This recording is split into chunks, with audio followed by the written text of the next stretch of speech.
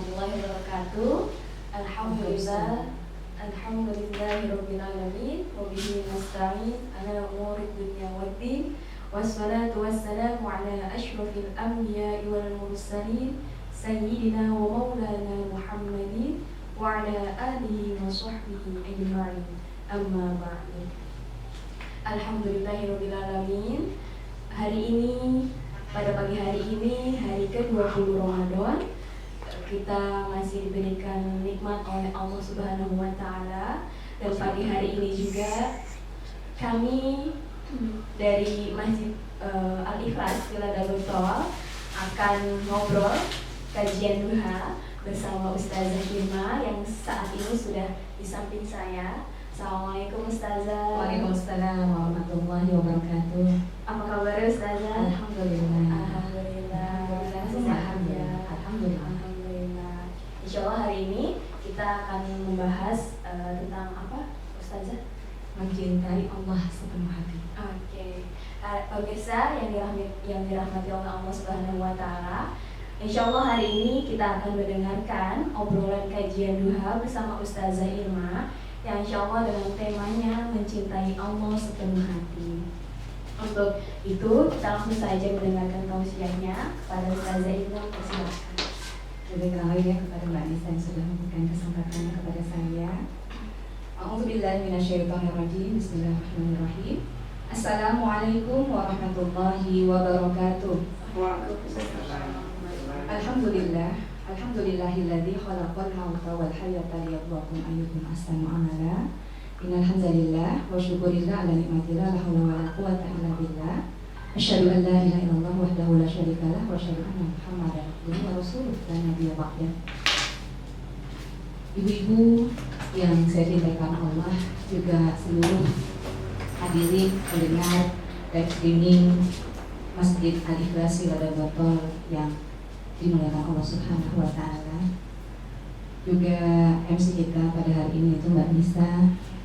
Marilah sama-sama kita panjatkan puja dan bersyukur kita kepada Allah Subhanahu wa Ta'ala atas nikmatnya yang tidak terhingga hingga di hari ke-20 Ramadan 1441 Hijriah ini. Alhamdulillah kita masih mendapatkan kesempatan untuk menikmati ya keberkahan dan keutamaan bulan Ramadan ini. Mudah-mudahan Allah Subhanahu wa Ta'ala menjadikan setiap nafas-nafas kita, setiap amal-amal kita di bulan Ramadan ini insyaallah ya menjadi amalan yang diridhoi oleh Allah Subhanahu wa Ta'ala. Amin amin amin. Salawat teriring salam tercurah kepada Rasul Muhammad sallallahu alaihi wasallam. Semoga kita semua termasuk di antara umat yang akan mendapatkan syafaat kelak di yaumul akhir insyaallah. Amin. Alhamdulillah saya sehat. Bagaimana Mbak Nisa kabarnya? Alhamdulillah sehat ya. Alhamdulillah. Mbak Nisa juga seluruh hadirin yang dimuliakan Allah. Hari ini insya Allah saya akan menyampaikan tentang mencintai Allah sepenuh hati. Ketahuilah ibu yang dirahmati Allah ya, juga para hadirin semua, di antara amalan yang paling besar yang dilakukan oleh seorang hamba adalah cinta kepada Allah Rabbul Alamin, Zat yang menciptakan semua makhluk. Mencintai Allah artinya kita mencintai kepada satu-satunya Tuhan yang berhak disembah. Kecintaan kepada Allah adalah pokok dari agama ini. Asupan gizi kepada ruhiyah kita, asas bagi kebahagiaan kita, tempat berpijaknya amal dan agama. Kecintaan kepada Allah adalah kehidupan itu sendiri. Mencintai Allah dengan realisasi yang sempurna akan meninggikan derajat seorang hamba di sisi Allah Subhanahu wa Ta'ala. Jadi pertanyaannya Mbak Nisa, adakah di antara kita hamba-hamba Allah yang tidak ingin ditinggikan derajatnya oleh Allah Subhanahu wa Ta'ala, Mbak? Tidak ada. Pasti semua pengen ya ditinggikan derajatnya oleh Allah. Ditinggikan oleh manusia aja ingin sekali. Masya Allah. Bagaimana ditinggikan derajat dengan Allah ya, oleh Allah gitu ya. Maka ternyata untuk meninggikan derajat kita di sisi Allah Subhanahu wa Ta'ala, kuncinya Mbak Nisa. Ada kuncinya. Ada kuncinya. Kalau kita punya kunci, maka gitu ya. Setiap pintu yang kita datangi ada di hadapan kita, insya Allah akan bisa kita buka. Masya Allah. Apa itu Mbak Nisa kunci dari meninggikan derajat kita di Allah Subhanahu wa taala, cintailah Allah sepenuh hati kita. Masya Allah. Jangan ragu-ragu dan jangan setengah-setengah. Nah, Rasulullah SAW, Rasul tercinta, seorang hamba yang dicintai dan mencintai Allah saja, yang bahkan disebut sebagai Habibullah yang Mbak Nisa ya. Di antara doa-doa beliau kepada Allah Subhanahu wa taala, beliau bermohon, as'aluka hubbaka wa hubba man yuhibbuka wa hubba amalin yuqarribu ila hubbika. Saya memohon agar dapat mencintaimu ya Allah, mencintai orang-orang yang mencintaimu, dan mencintai amal yang dapat mendekatkan dirimu kepadamu. Rasulullah saja, orang yang sudah jelas-jelas dicintai Allah Subhanahu wa ta'ala, masih terus berdoa kepada Allah dengan doa seperti tadi. Lalu bagaimana dengan kita? Iya, jauh dari zamannya Rasulullah. Lantas kalau sekarang, di zaman sekarang ini, bagaimana caranya kita bisa mencintai Allah dengan sepenuh hati? Itu menjadi pertanyaan kita bersama ya Mbak Nisa ya. Untuk menjadi seorang hamba yang ditinggikan derajatnya oleh Allah Subhanahu wa taala, yang insya Allah menjadi cita-cita seluruh kaum muslimin, maka ya alangkah idealnya jika kita mengetahui bagaimana cara-cara, upaya-upaya bisa kita lakukan untuk menumbuh suburkan ya kecintaan kita kepada Allah Subhanahu wa taala. Nah, ada beberapa hal yang harus kita lakukan. Tapi sebelum saya masuk kepada poin demi poin ya, dari berbagai macam upaya-upaya untuk menumbuh suburkan kecintaan kita kepada Allah dengan sepenuh hati kita ini, saya ingin mengambil salah satu contoh ya, yaitu Rasulullah SAW, bagaimana kecintaannya kepada Allah sangat luar biasa. Di setiap malam-malam beliau beribadah kepada Allah Subhanahu wa ta'ala. Hingga apa yang terjadi? Saking khusyuknya beliau di dalam beribadah kepada Allah, karena kecintaan beliau yang begitu besar kepada Rabbnya Allah Subhanahu wa ta'ala. Berdirinya begitu panjang dalam rokaat-rokaatnya, hingga tanpa disadari kaki-kaki beliau menjadi bengkak-bengkak. Hingga istri tercinta Aisyah bertanya kepada Rasulullah, ya Rasulullah, kenapa engkau beribadah hingga seperti itu? Bukankah engkau adalah seorang yang sudah diampuni dosamu, baik yang lalu maupun yang akan datang?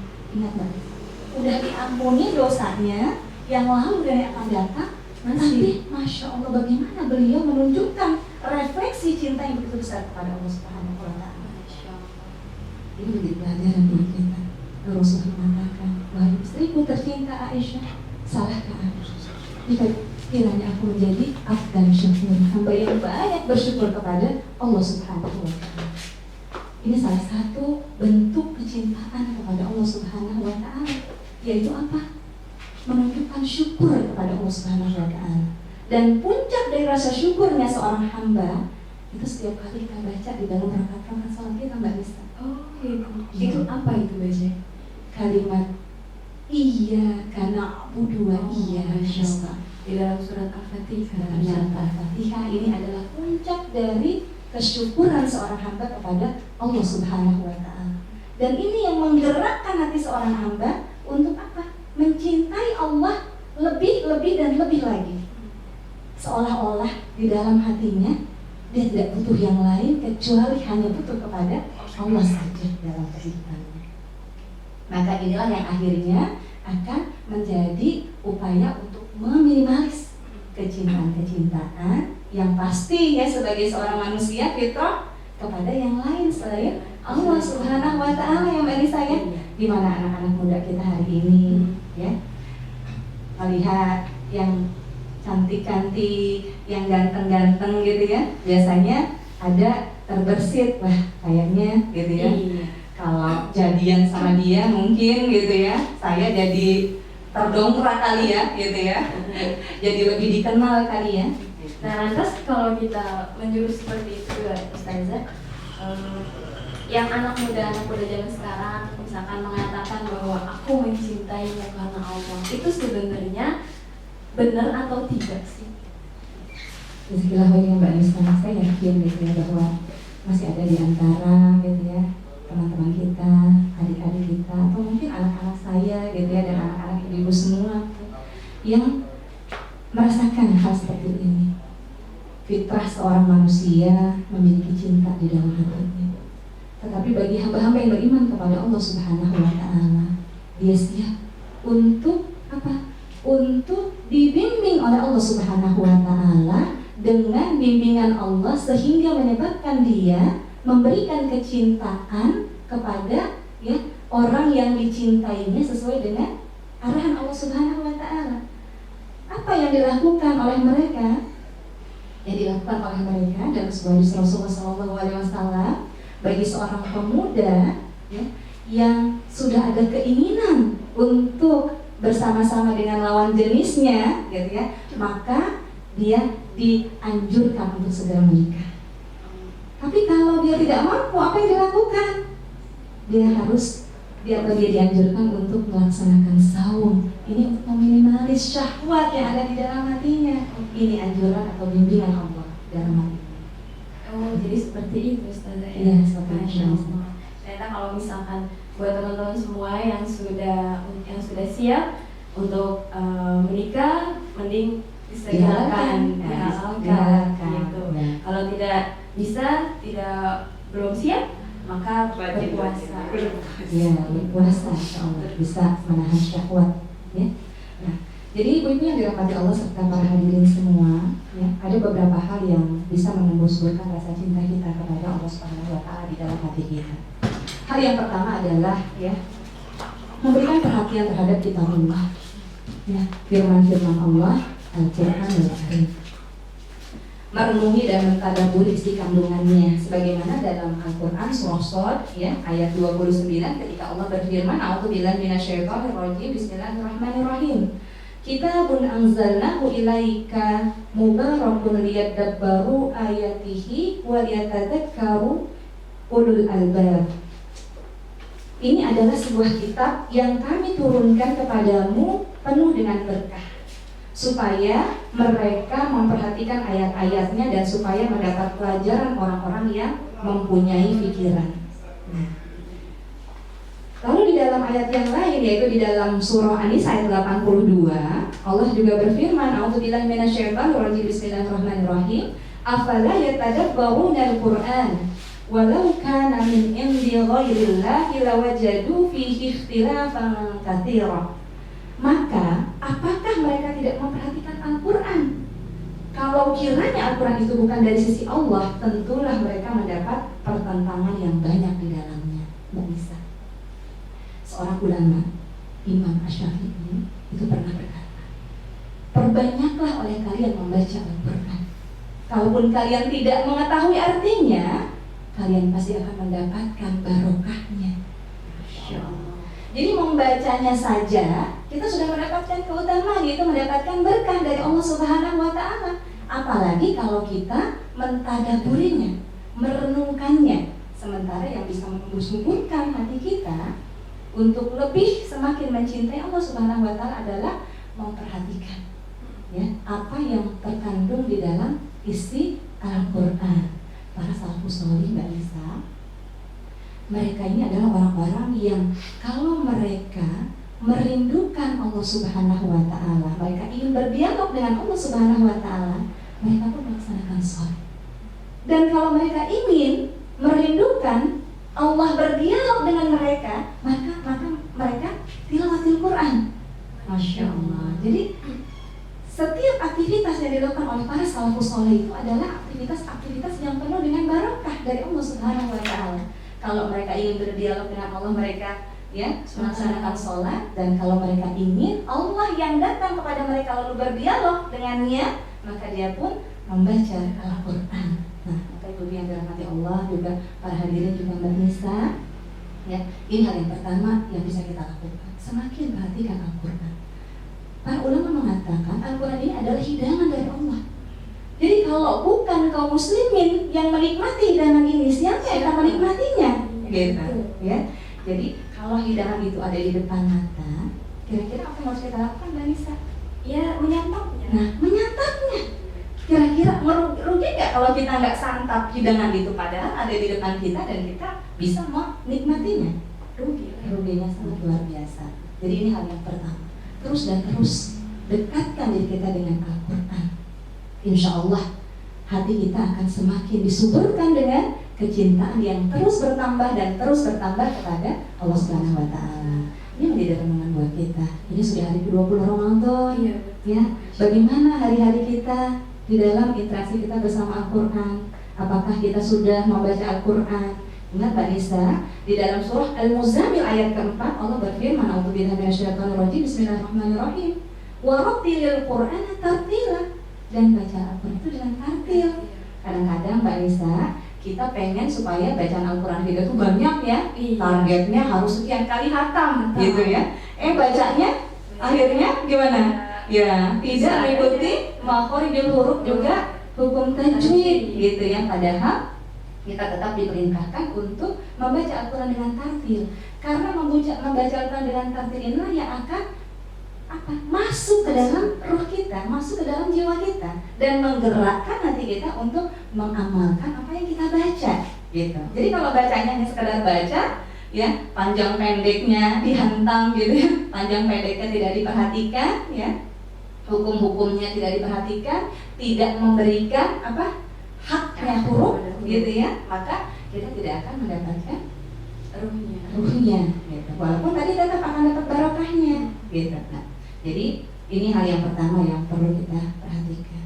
Lalu yang kedua yang juga menjadi upaya kita untuk bisa menumbuh-suburkan kecintaan kita kepada Allah adalah memperhatikan amalia-amalia wajib dan sunnah. Memperhatikan amalia-amalia wajib dan sunnah. Nah, mumpung di bulan suci Ramadan Mbak Nisa ya, sebagaimana kita pahami bersama Mbak Nisa, di bulan suci Ramadan ini Masya Allah, betapa ya Allah Subhanahu wa taala memberikan berlipat ganda keutamaan yang sangat luar biasa ya. Berlipat ganda pahalanya. Setiap amalan-amalan sunnah dibalas dengan amalan wajib, sementara amalan-amalan wajib pahalanya itu dilipat gandakan oleh Allah sesuai dengan keinginan Allah ya. Bukannya 1, 10, 100, tapi bisa lebih banyak lagi sesuai dengan maunya Allah Subhanahu wa taala Mbak Nisa. Jadi rasanya merugi kalau orang-orang yang bertemu dengan Ramadan tetapi dia tidak mendapatkan ya manfaat dan hikmah yang banyak di dalam bulan suci Ramadan yang dia lakukan, apa yang dia lalui gitu. Kalau misalkan sekarang kan lagi wabahnya COVID ya Ustazah ya. Nah, terus saya pernah bertemu dengan seseorang, menanyakan lah apa kegiatan di rumah selama bulan Ramadan dan sebagainya. Kalau misalkan dengan keadaan yang normal, yang biasa, itu kan kita berjamaah sholat tarawih di masjid atau di musola. Nah, saya bertanya kepada teman saya tersebut, sholat tidak tarawih. Dia sama sekali tidak sholat tarawih di rumah karena dengan alasan bahwa tidak ada masjid yang mengadakan sholat tarawih. Padahal kan sholat tarawih itu bisa di rumah bersama keluarga dan sebagainya. Justru itu disebut dengan merugi atau tidak, Ustazah? Jadi ada hamba-hamba Allah yang ketika memasuki bulan suci Ramadan, dia memahami bahwa dia harus mengambil sebanyak-banyaknya berkah dari Ramadan.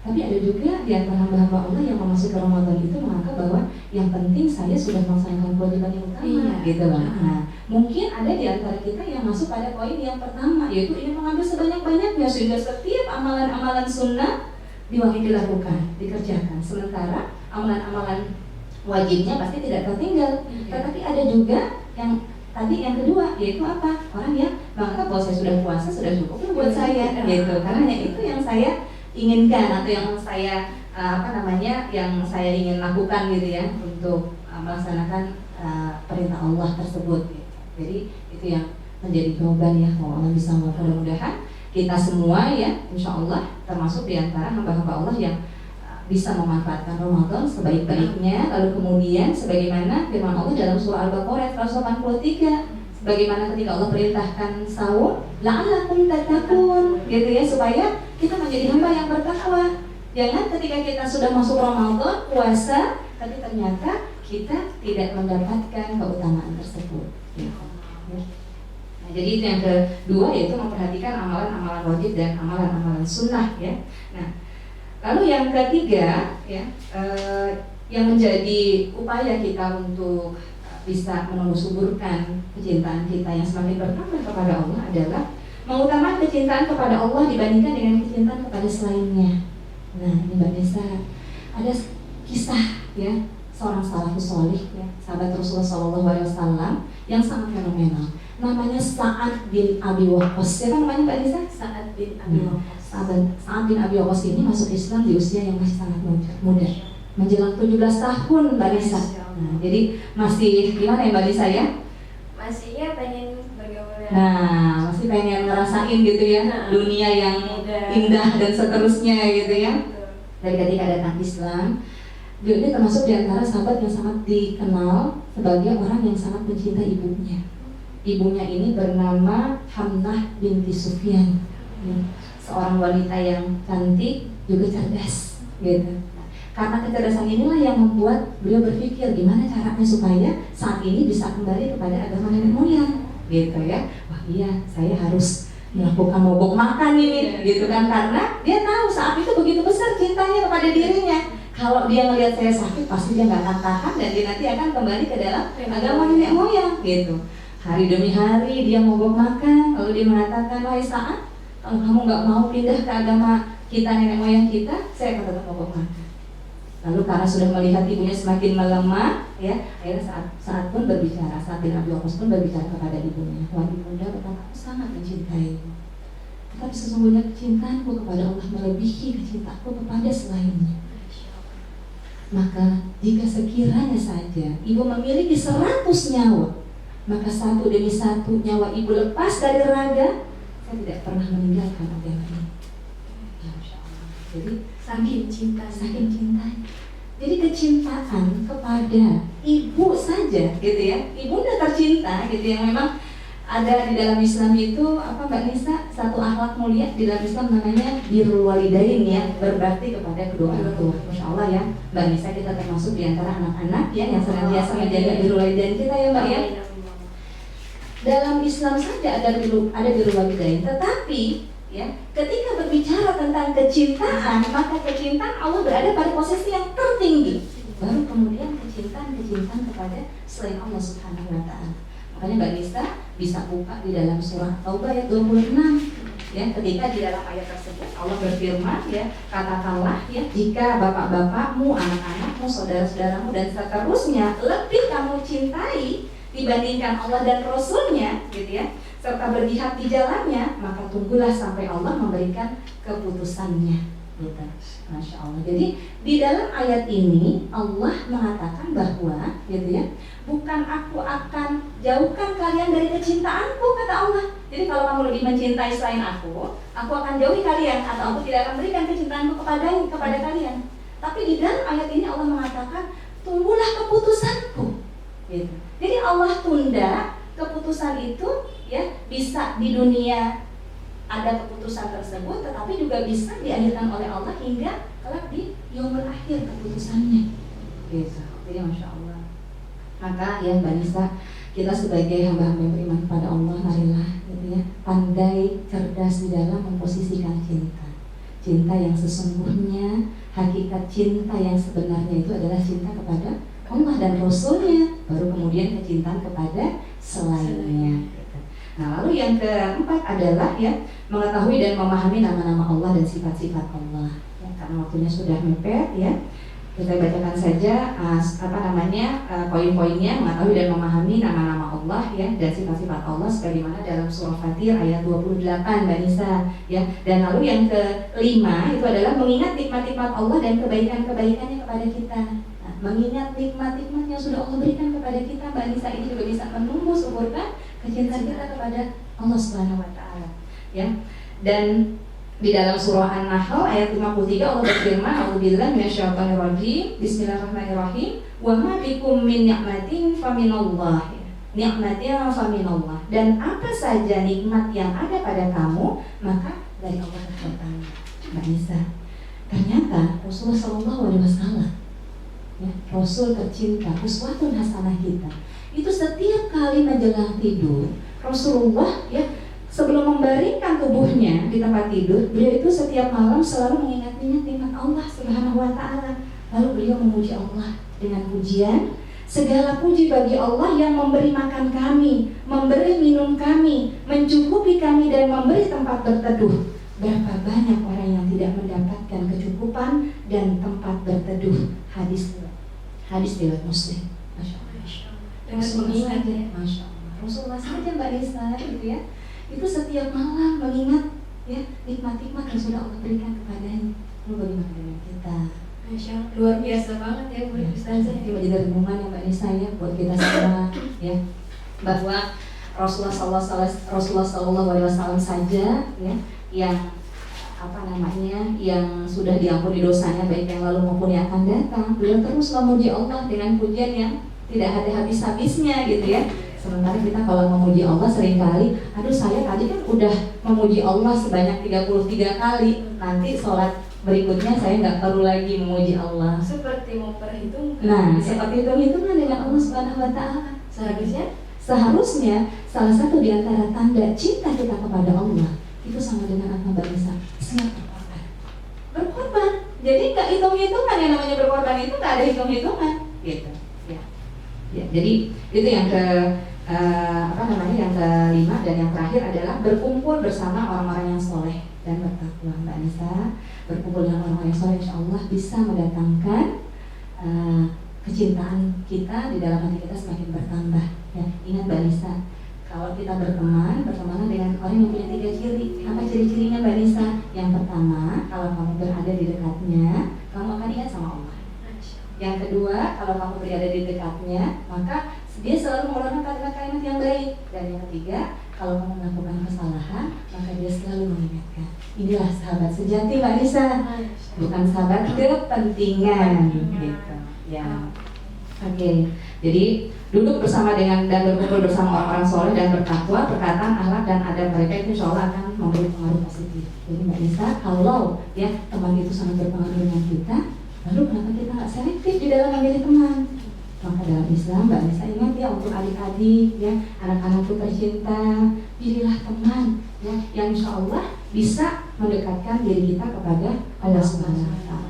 Ya, mungkin itu yang bisa saya sampaikan berkaitan dengan berbagai upaya-upaya kita yang bisa kita lakukan untuk semakin menumbuh suburkan kecintaan kita kepada Allah hingga hati kita semakin mencintai Allah Subhanahu Wa Taala dengan sepenuh hati. Insya Allah itu ya Mbak Nisa ya. Mudah-mudahan kita ya, lalu seluruh hadirin yang hadir ya di sini insya Allah menjadi hamba-hamba Allah yang memiliki ya hati yang penuh dengan kecintaan yang besar kepada Allah Subhanahu Wa Taala. Hingga ingat Mbak Nisa, tadi dikatakan kalau Allah sudah mencintai hambanya, Allah senantiasa akan menjaga dan melindunginya dimanapun dia berada.